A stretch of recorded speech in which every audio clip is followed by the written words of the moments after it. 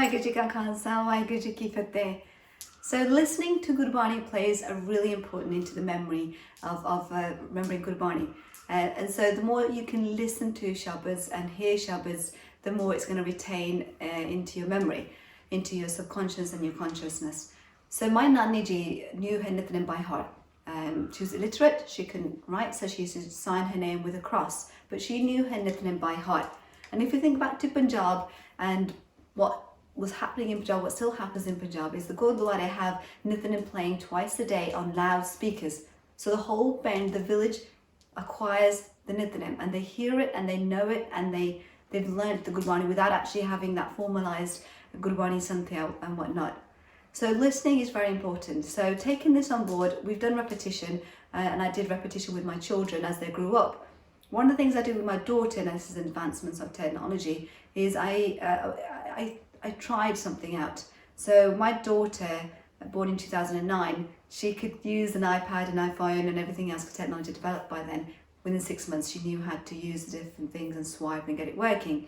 So I didn't want to give her anything that could distract her. So I invested in this little device. Now this device doesn't have any Wi-Fi capabilities, so it's quite safe in that respect, but it's got a speaker in there. It's got a small SD card on which I've put down and downloaded some Bania on there. And what I did with this was, before she went to sleep, I would have on a loop Geetan Sola and Rakia the Shabad. She would go to bed about 7 o'clock. I'd put that near her pillow. She wasn't distracted by it. It wasn't light. It wasn't anything that she could do anything with. The buttons on it, it would stop and then she'd know she's in trouble.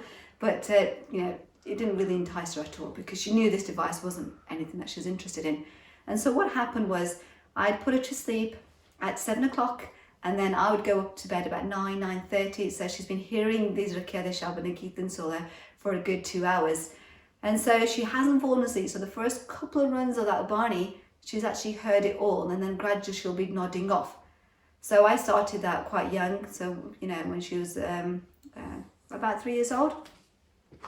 Within a couple of years, she knew her Geetan Sola without me teaching her anything because she'd heard it every single evening using this device and a number of times every evening. So the other tip that I got for you is find a Shabad, find a Geetan that's reciting that Shabad and keep listening to it on a loop, and that Bani will start sticking in, as it were, with you. And if you haven't got a Geetani that you like, or you're just on a Bangdi or on an Aspati, you just want to focus on the Aspati, record yourself and keep listening to it on a loop.